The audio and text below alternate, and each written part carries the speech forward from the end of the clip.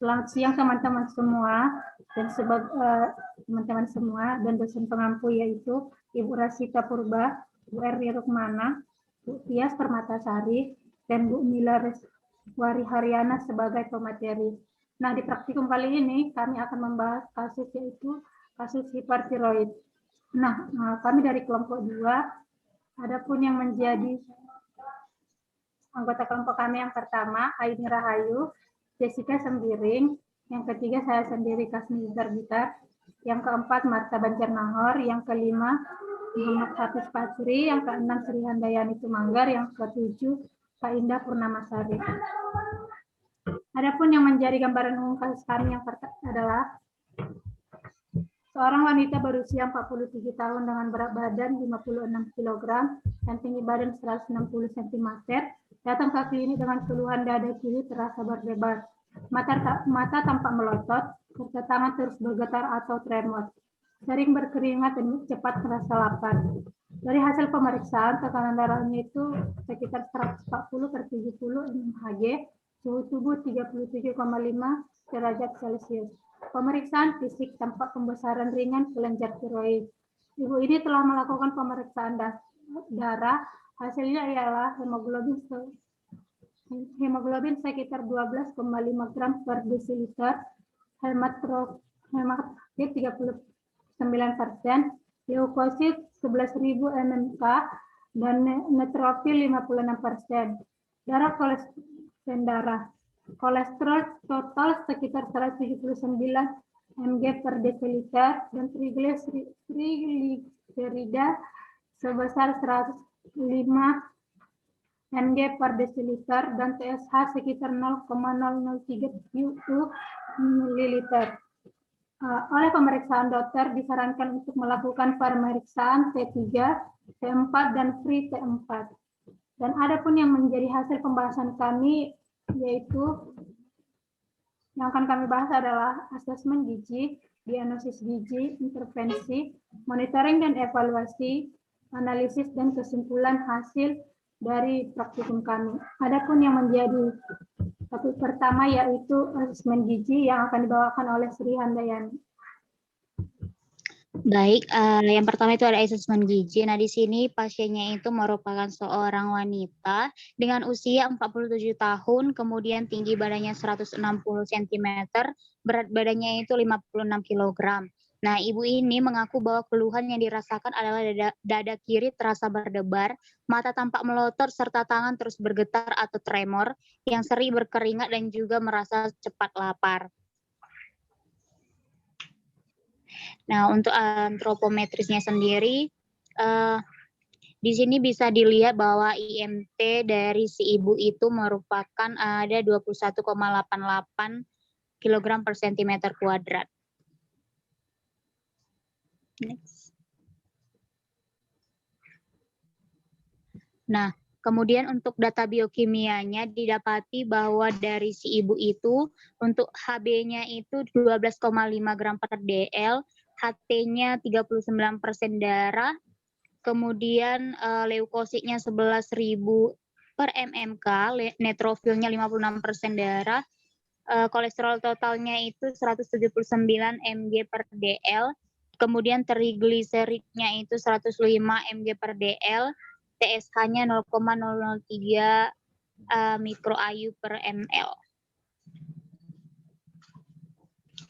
Nah, untuk asesmennya itu sendiri, nah dari si data antropometrinya, TB itu AD 1.1.1 dan kemudian berat badannya itu ada AD 1.1.2. Nah, identifikasi masalahnya di sini didapati bahwa IMT dari si ibu tersebut masih tergolong normal. Kemudian untuk biokimia, HB atau hemoglobin atau BD 1.10.1 normalnya itu 12 sampai 15 gram per dl, HT BD 1.10.2 normalnya 38% sampai 46%, leukosit 11.000 per mmK, neutrofil 56% darah normalnya itu 40% sampai 60%.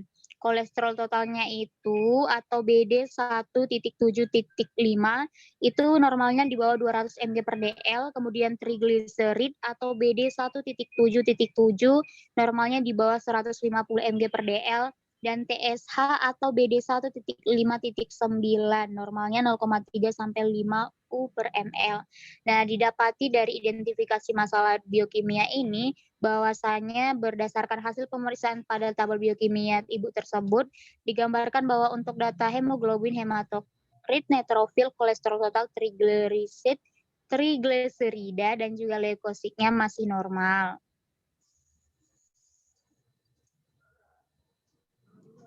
Next.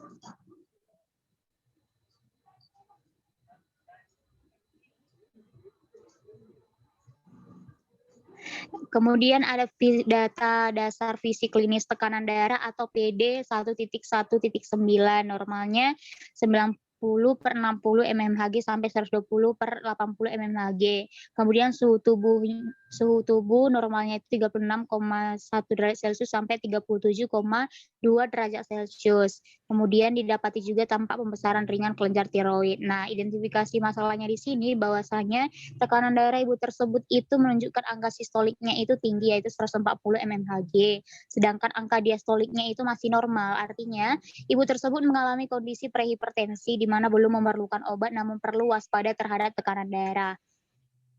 Di sini suhu tubuhnya tergolong tinggi.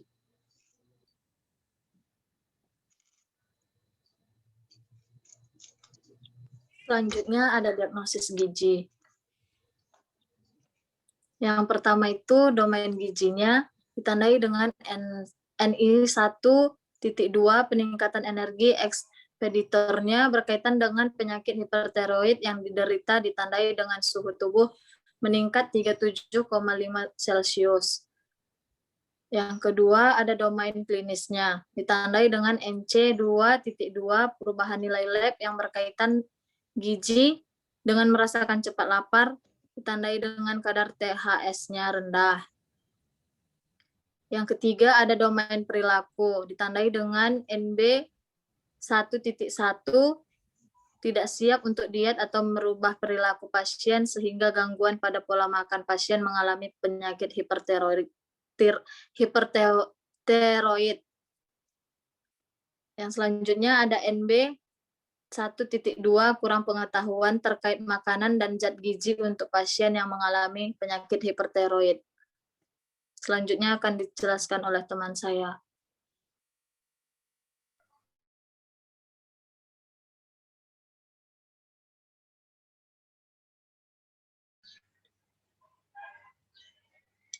Next class. Nah, untuk perencanaannya dalam melakukan perencanaan, hal yang pertama dilakukan yaitu menetapkan tujuan intervensinya. Berdasarkan masalah gizi yang dihadapi, kasus yang tercantum pada diagnosis gizi.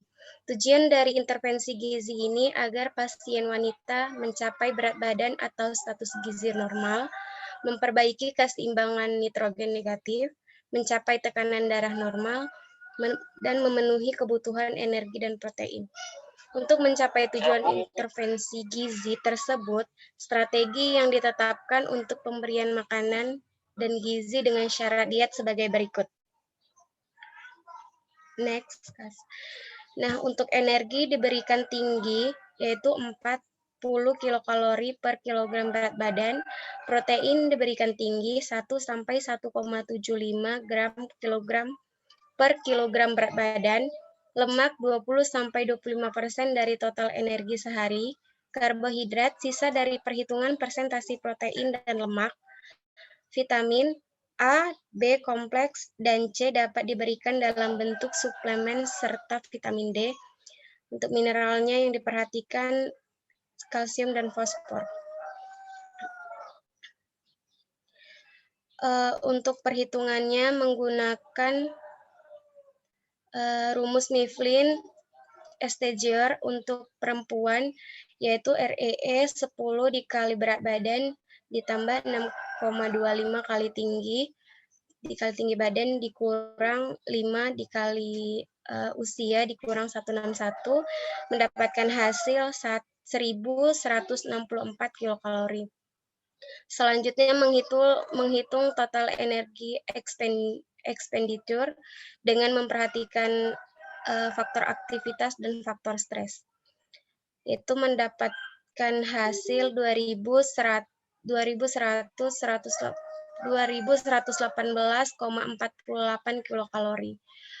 Protein mendapatkan hasil 392 kilokalori, lemak mendapatkan hasil 423,7 kilokalori, karbohidrat mendapatkan hasil 1.302,78 kilokalori, dan kebutuhan zat gizi mikro sesuai untuk perempuan usia 30-49 tahun sesuai dengan AKG.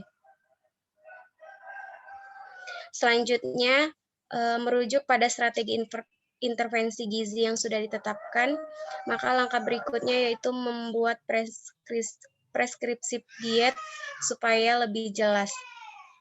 Untuk energinya itu harus memenuhi 2.118,48 kilokalori, proteinnya 98 gram, lemaknya 47,8 gram, karbohidratnya 325,7 gram, bentuk makanannya biasa, vitamin dan mineral diberikan cukup sesuai dengan AKG, melakukan edukasi gizi tentang pola makan yang benar, melakukan edukasi kepada pasien dan keluarga untuk penjelasan diet garam rendah, menyusun menu seimbang untuk penderita hipertiroid, motivasi pasien dan keluarga untuk mencapai kesembuhan pada pasien penderita hipertiroid.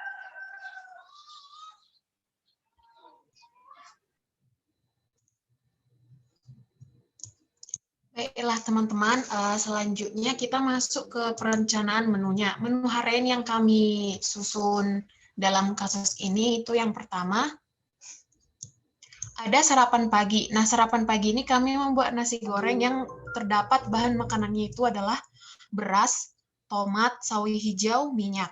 Kemudian telur rebus, tempe, dan kacang panjang tumis. Untuk selingan paginya, roti bakar stroberi. Nah, untuk makan siang ada nasi putih, ikan mas bakar, tahu goreng tepung,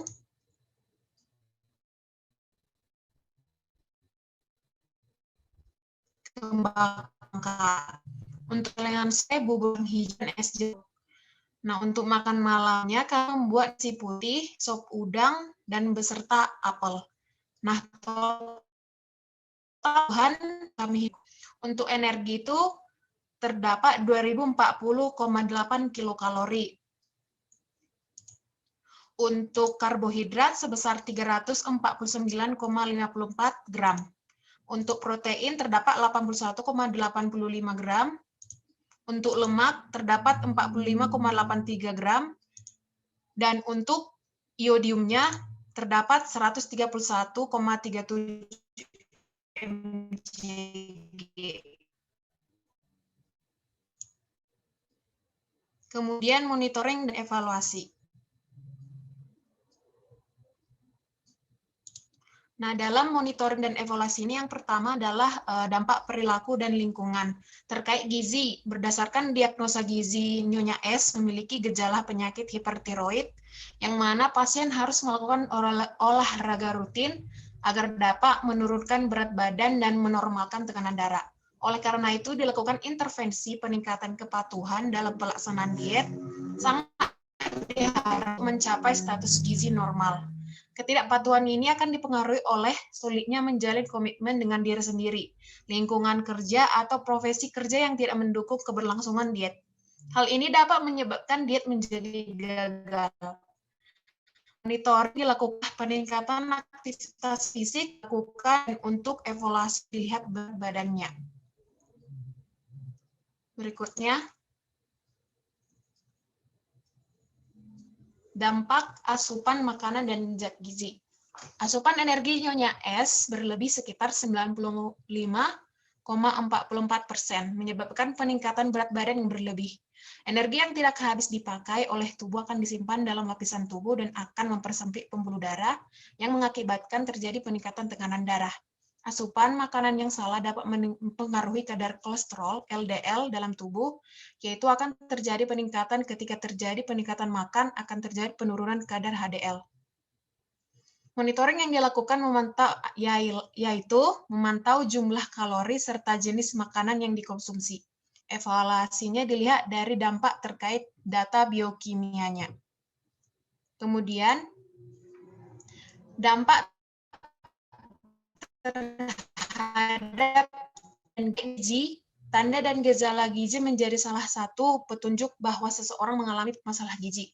Oleh karena ini, dilihat dari data antropometri dan fisik klinis. Berdasarkan data antropometri, Nyonya S berat badan normal, dan berdasarkan data klinis Nyonya S mengalami tampak pembesaran ringan kelenjar tiroid.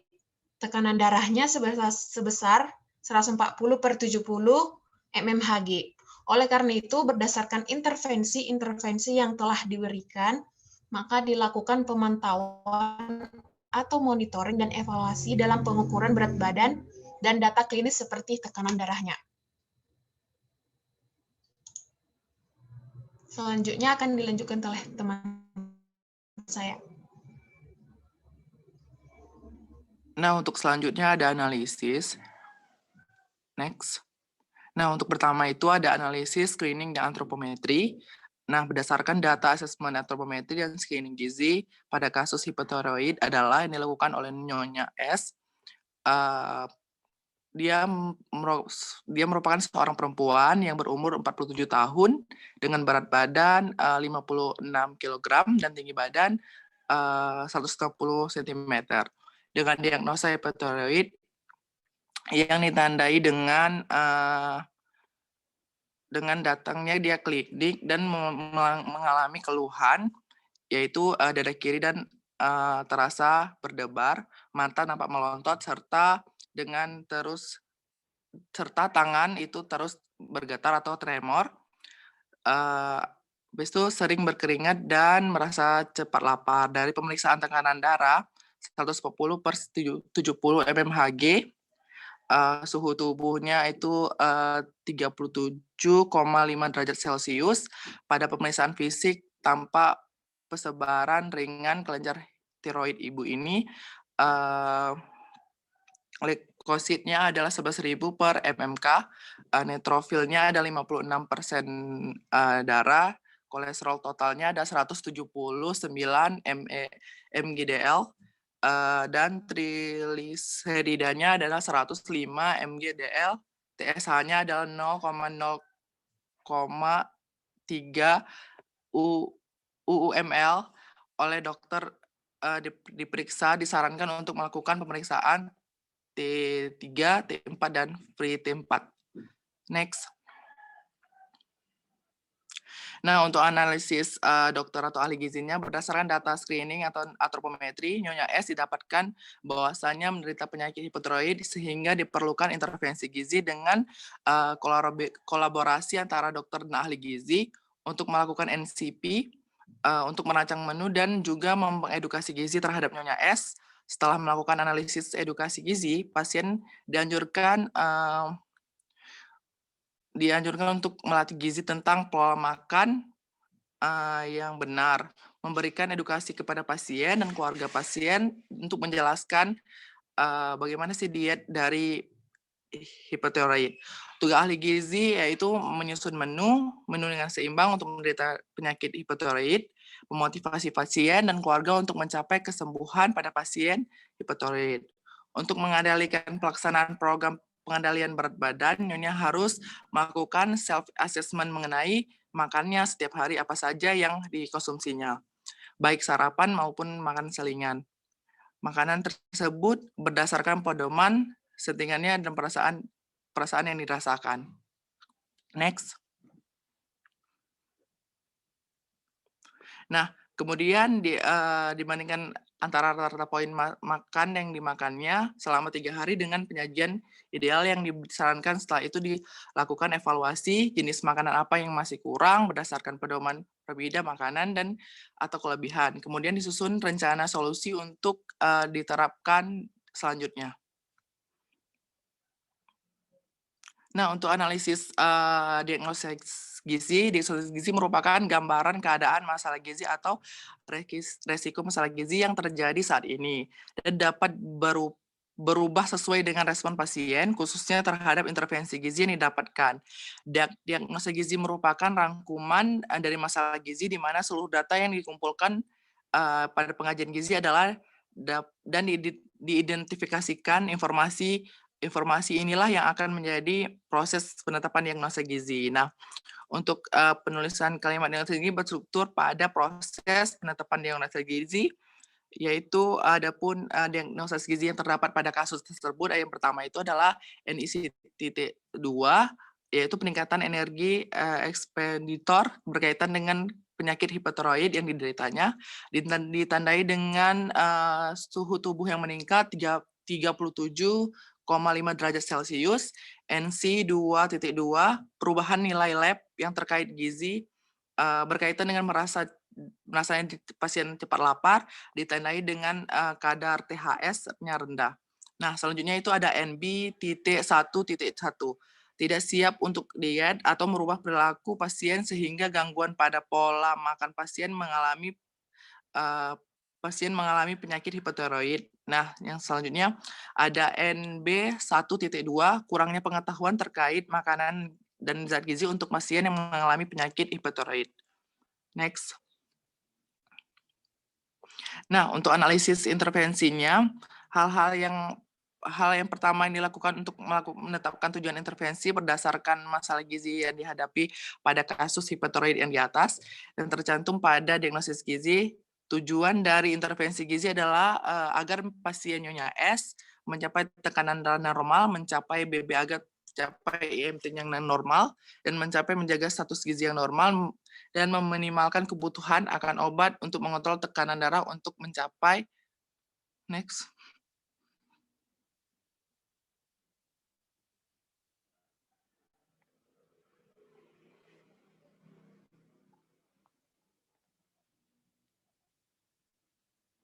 Udah. Nah, selanjutnya ada analisis, monitoring, dan evaluasi. Nah, memahaminya Nyonya S bahwasanya semua kegiatan modifikasi perilaku tersebut sangat penting dan bertujuan untuk mengurangi kelebihan asupan makanan yang membantu bertambahnya pengeluaran energi tubuh. Nyonya S dapat mengidentifikasikan lagi perilaku negatifnya di kesian pasien yang dimodifikasi sehingga didukung tercapainya keberhasilan tujuan intervensi gizi, dampak yang terjadi kesembuhan bagi pasien hipotiroid. Nah, dari masalah di atas kita dapat mengambil kesimpulan bahwasanya Nyonya S berusia 47 tahun, berat badan 50 kg, tinggi badan 160 cm. Mereka datang ke klinik dengan keluhan dada terasa berdebar, mata tampak melotot, serta dengan tangannya terus bergetar atau tremor, sering berkeringat dan merasa cepat lelah. Pasien tersebut didiagnosa sebagai penyakit hipotiroid dengan kejadian yang seperti itu. Maaf, ini Nyonya S dianjurkan untuk menerapkan diet protein tinggi dengan syarat diet sesuai dengan kebutuhan tubuh dan menghitungkan faktor aktivitasnya. Terima kasih.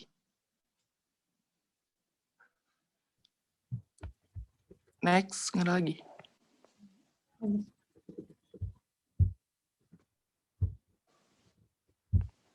Sekian hasil dari presentasi kami.